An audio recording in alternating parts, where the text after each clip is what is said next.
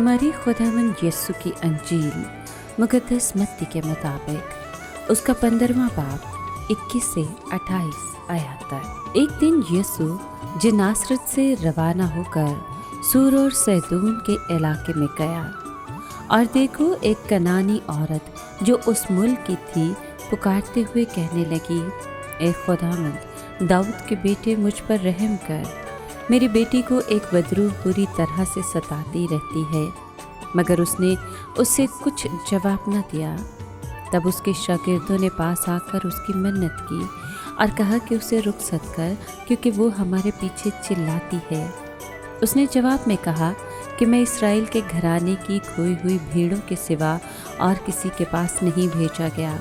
लेकिन वो आई और उसे सिजदा करके कहा, ए खुदावंद मेरी मदद कर।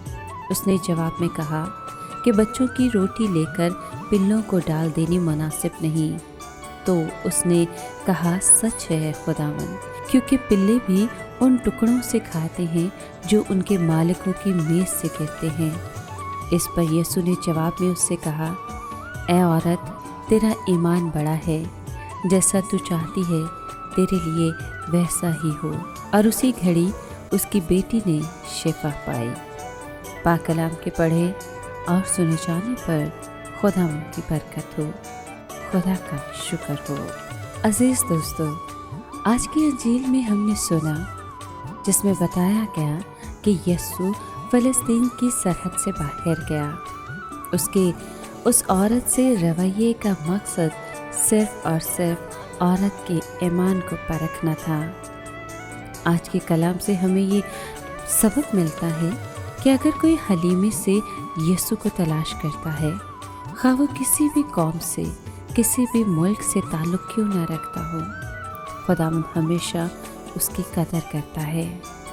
यीशु ने तमाम दीनी, समाजी और माशरती और इंसान की तमाम तर खुदगर्जी की बिना पर कायम करदा दीवारों को फांद कर और खदूद को अबूर करके सबको प्यार किया, छुआ और शिफा दी, आज़ादी, निजात और रिहाई दिलाई, और ये सबक दिया कि मोहब्बत से बढ़ाए हुए हाथ और कबूलियत के एतक़ाद से दूसरों को शिफा और बहाली मिल सकती है। प्यार का फुक़दान और अदम कबूलियत का एहसास ऐसे हाशियाई और ठुकराए हुए लोगों के दुख और अज़ियत को और भी वसी और गहरा करता है। यीशु हसास है, मेहरबान है, रहीम है, माफ़ी पसंद है, दिल का फ़याज़ और जहन का वसी है। वो खारजी और ज़ाहरी मयार और कवायद और ज़वाबत की बजाय इंसान के दिल की सफाई देखता है। वो उसकी मोहब्बत को देखता है, उसके प्यार को देखता है और उसकी कबूलियत को देखता है। ए खुदावंद, अता कर कि हम अपना एहतसाब करें, अपनी ज़ाहरी नमूद व नुमाइश को छोड़कर हलीमी और फ़रोतनी को अपनाते हुए तेरे पीछे हो लें और तेरे पाक कलाम को समझते हुए इसे अपनी अमली ज़िंदगी में अपनाएं। तुझसे वफ़ादारी का वादा करें ताकि हमेशा तेरे फ़ज़ाइल हासिल करने वाले बन सकें। आमीन।